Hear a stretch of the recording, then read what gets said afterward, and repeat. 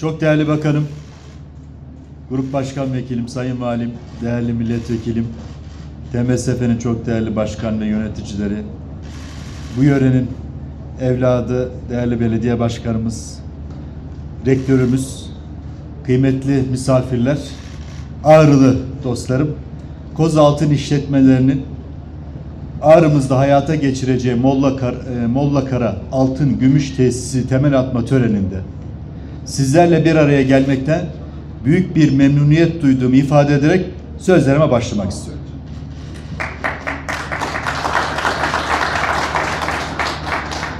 Taş üstüne taş koymak hizmet siyasetinin şiarındandır. Bugüne kadar Türkiye'yi büyütmenin, geliştirmenin gayreti içerisinde olduk hep.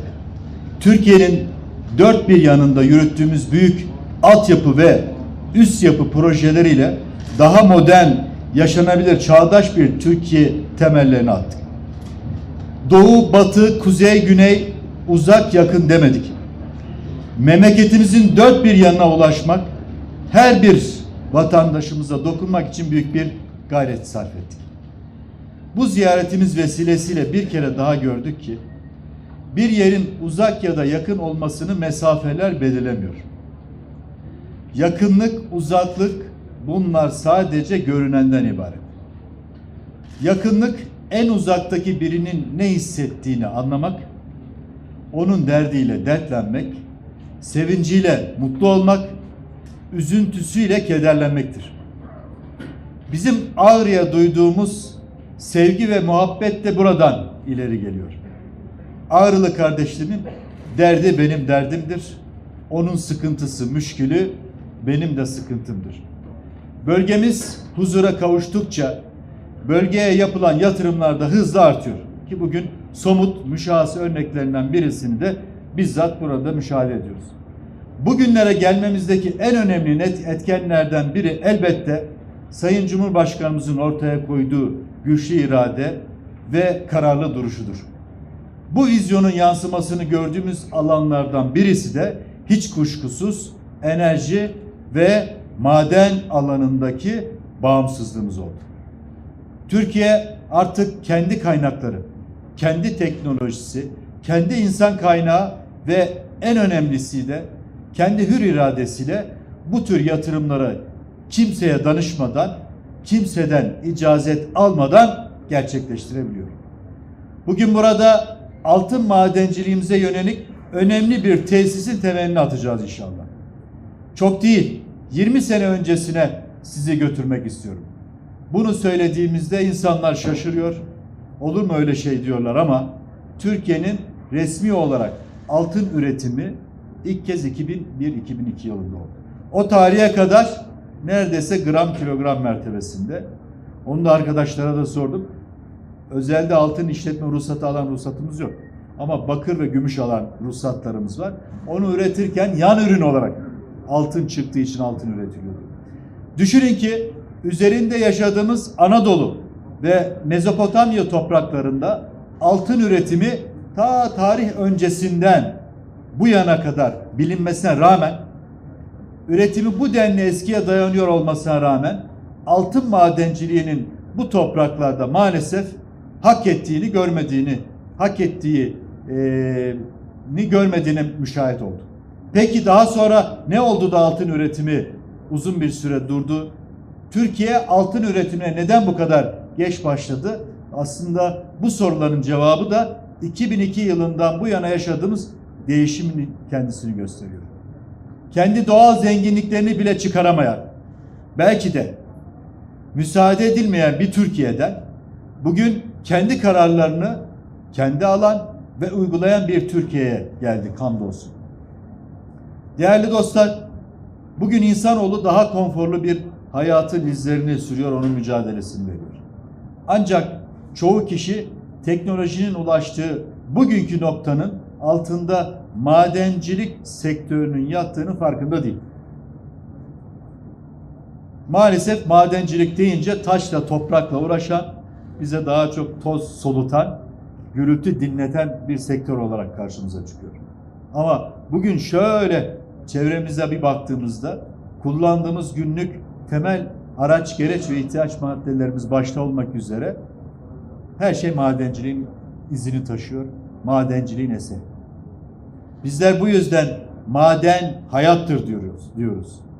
Bizler bu yüzden madencilik gelişmenin, büyümenin temelidir diyoruz.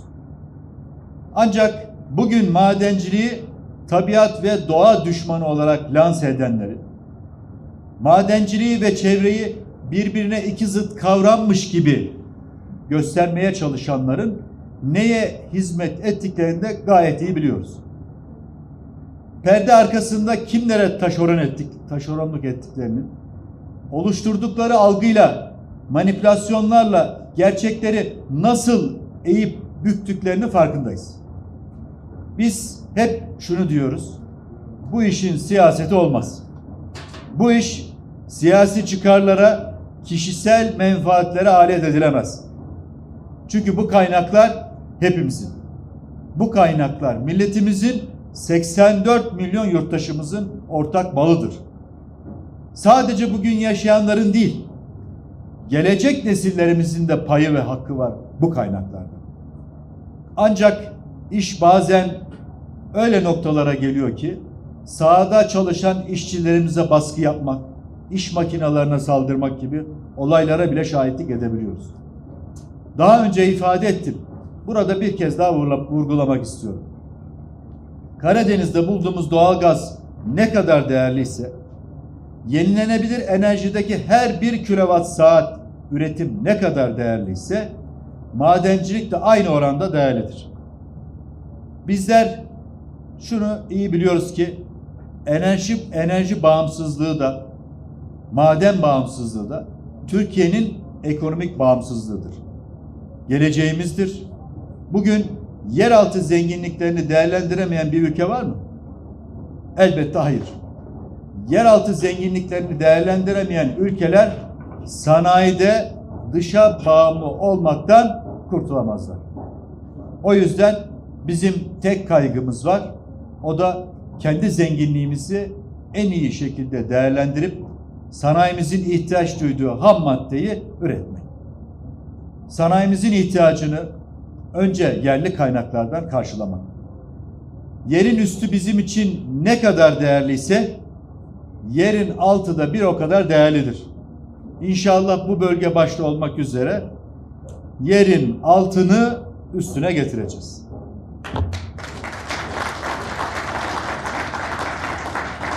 Biraz önce Sanayi Bakanımız da bahsetti. Bugün dünyada madencilik hangi uluslararası standartlarda yapılıyorsa Türkiye'de de hamdolsun aynı standartlar ve kurallar işliyor. O kapsamda gerekli düzenlemelerimizi yaptık, denetlemelerimizle ilerliyor.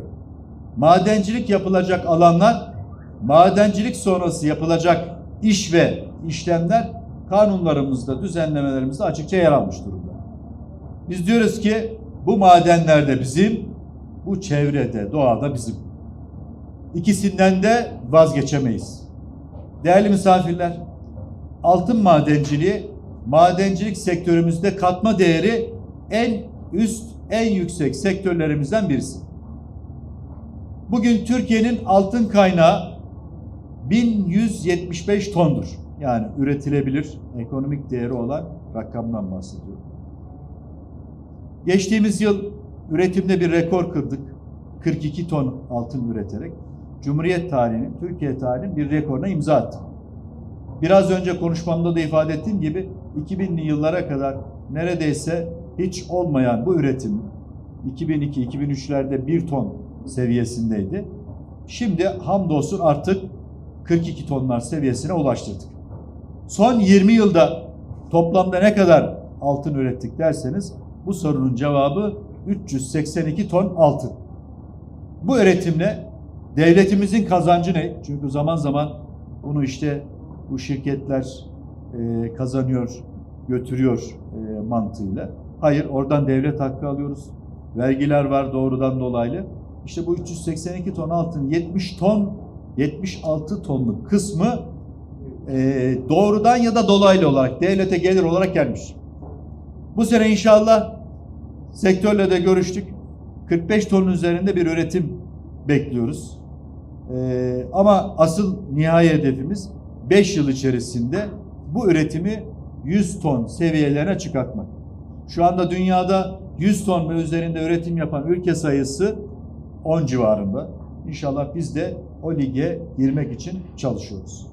Hedefimiz altın ihtiyacımızı önce yerli kaynaklardan sağlamak. Çünkü altın kaynaklı cari açığı önemli ölçüde azaltmak ve bu alandaki istihdamı artırmak gibi bir hedefimiz var. 2021 ilk 4 ayındaki rakamlar da bu anlamda umut verici. Hedefimiz inşallah kendi kaynaklarımızı bir an önce değerlendirerek ithalatı mümkün olduğunca en az seviyeye çekmek. Geçtiğimiz yıl tabii üretimde bir rekor kırdık ama maalesef ithalatta da bir rekor kırdık. Yaklaşık 25-26 milyar dolarlık bir altın ithalatı gerçekleşti. Dolayısıyla uzun dönemli baktığımızda son 10 yılda altın ithalatımız her yıl 130-140 ton seviyesinde gerçekleşiyor. İnşallah işte bu 100 tonlar seviyesine çıktığımızda altın ithalatımız azalmış olacak. Dolayısıyla bu anlamda cari açığa da olumlu katkı sağlamış olacağız. Ben Türkiye'nin bu kaynağını çıkartacak azmi ve gücü olduğuna inanıyorum. Bugün temelini atacağımız altın ve gümüş tesisiyle bunun adımlarından birini daha atıyoruz. Mollakara altın ve gümüş projesinde bugüne kadar 197 adet sondaj yapıldı. Devam ediyor. Ve bu yapılan sondajlar neticesinde burada 20 ton altın ve 3,5 ton gümüş rezervi tespit edildi. Bu 20 ton altının ekonomik değeri 10 milyar Türk lirasının biraz üzerinde gözüküyor. 2022 yılı son çeyreğinde inşallah biraz önce hem başkanımız söyledi hem bakanımız ilk dökümün yapılmasını hedeflediğimiz bu tesiste doğrudan 500 kişiye istihdam sağlanacak ama dolaylı olarak baktığımızda en az 4-5 katı kadar daha fazla istihdam kapısı olacak demektir. Tesisimizin maliyeti yaklaşık 160 milyon dolar olacak. Yine tesisimizin işletme ömrü çalışmaların genişlemesiyle birlikte inşallah 10-15 yıla çıkacak, belki 20 yıla kadar ulaşacak gibi gözüküyor. Hem inşası hem de üretimi esnasında elbette bölgeye değer katacak önemli bir proje olacak. Bismillah diyerek hep birlikte güzel bir işe başlıyoruz bugün. İnşallah sonucu da hayırla noktalanır. Ben bu arada tabii TMSF Başkanımdan ve Kozaltın değerli yöneticilerinden burada bir başka söz daha almak istiyorum.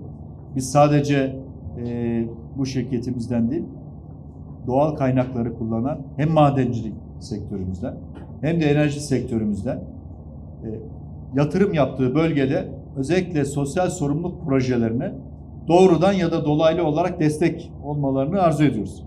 Zaten Sayın Başkan başka örnekleriyle bunu Türkiye'nin başka yerlerinde yaptığını da söyledi. İnşallah burada da yapacaktır. Ama çevreye karşı bir sorumluluğumuz da var. Şimdi gördüğüm kadarıyla doğa çok ağaçlık bir bölge değil. İklim ve coğrafyadan dolayı mıdır? O konuda bir bilgim yok. Ama bu doğaya ve coğrafyaya uygun bir şekilde altın madenciliği yaptığımız yerleri rehabilite ettiğimiz dönemde inşallah buraya uygun ağaçları dikelim. Hatta kat kat fazla dikelim. Ve bu bölge bu faaliyet bittiğinde geldiğinde hiç kimse burayı tanıyamasın. Çünkü bizim önümüzde güzel örnekler var. Zaman zaman tabii madencilik faaliyeti doğası itibariyle bir inşaat faaliyeti. İş makineleri giriyor, kamyonlar giriyor. Bir hacmi boşaltıyorsunuz. O hacimden arta kalan bir takım pasa diye tabir ettiğimiz atıklar var. Bunların döküldüğü yerler var vesaire. Bu faaliyetler döneminde doğal olarak göze hoş görmeyen bir takım görüntüler olabiliyor. Ama süratle devrettiğimiz alanları geri kazandığımızda ve buraları ağaçlandırdığımızda öyle tahmin ediyorum herkesin hayır duasını da almış oluruz. Bizler bu anlamda tabii ki çalışmakla ve gayret etmekle mükellefiz. Zafer de, takdir de, başarı da Yüce Mevla'dan. Sözlerime burada son verirken tesisimizin hayata geçmesinde emeği bundan başka Sanayi ve Teknoloji Bakanımız olmak üzere ki çünkü özellikle üretim safahatı ve teşvikleriyle ilgili konularda onların destekleri çok önemli. Sayın Varanka, yine TMSF'nin çok değerli yöneticilerine, buradaki altın işletmemizin çalışanlarına, yöneticilerine, tesisimize ev sahipliği yapan Ağrılı vatandaşlarımıza, projeye gönülden sahip çıkan valimize, belediye başkanımıza ve milletvekilimize, burada ismini anamadığım, emeği geçen tüm arkadaşlara gönülden teşekkür etmek istiyorum. Hakikaten bu işler meşakkatli işler, sabır gerektiren işler. Ben de sözlerime bu duygu ve düşüncelerle son verirken tesisin öncelikle yöre halkına sonra da milletimize hayırlar getirmesini temenni ediyor. Hepinize Allah'a emanet ediyorum.